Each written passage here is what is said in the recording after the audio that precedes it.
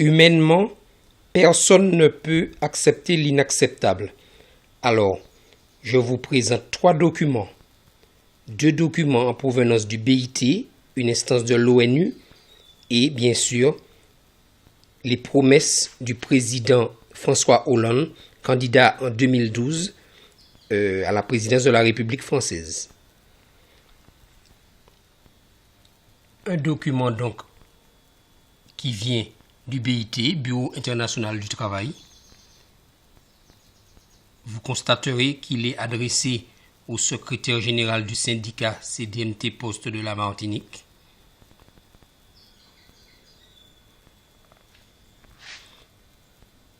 Et je vous laisse prendre lecture.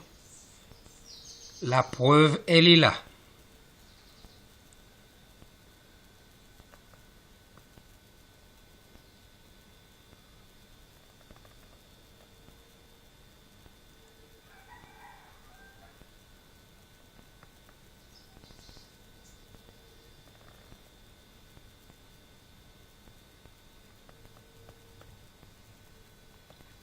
Alors, comme vous pouvez voir, ce document date de 2009.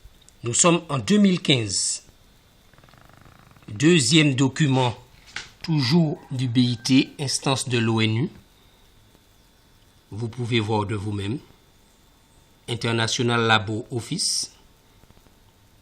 Toujours adressé au secrétaire du syndicat CDMT Poste. Qui date de 2013. Les preuves sont là. Il s'agit là d'une intervention faite par le BIT lorsque nous avons été injuriés, battus et jetés 48 heures en garde à vue par le ministère public, par les policiers,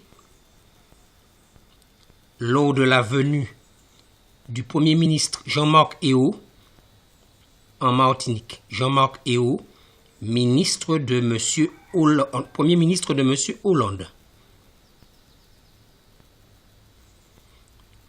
Vous constaterez que le BIT est intervenu auprès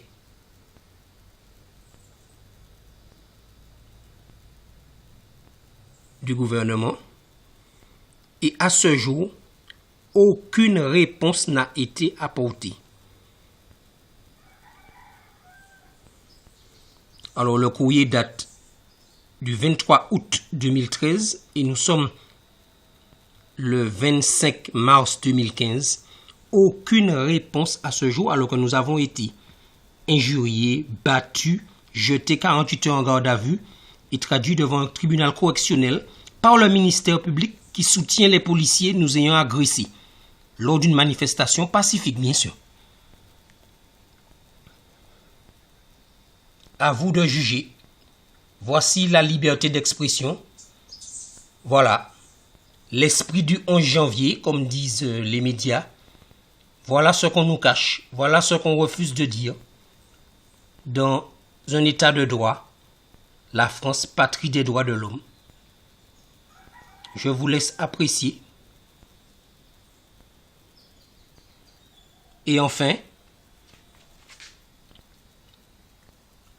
eh bien, rappelez-vous ce document de 2012, le candidat Hollande et ses promesses.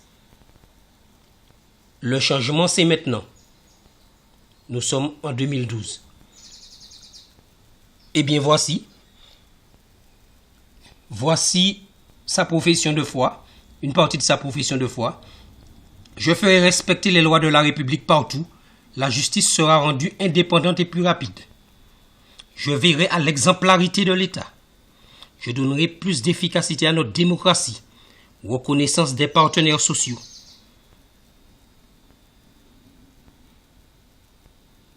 Présider la République, c'est réconcilier les Français autour d'une grande expérience. C'est promouvoir la justice dans toutes les décisions publiques.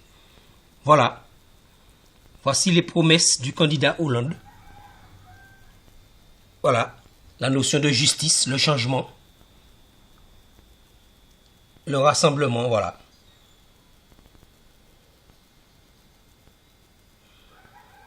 À vous de juger. Comment peut-on faire confiance aux hommes politiques? Comment un président de la République, garant des valeurs de la Constitution française, peut-il tolérer une telle situation?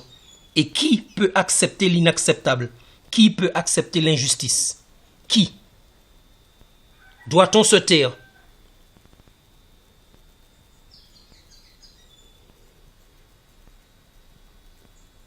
Je vous demande de réagir, de faire suivre. Les médias se taisent. Pourquoi?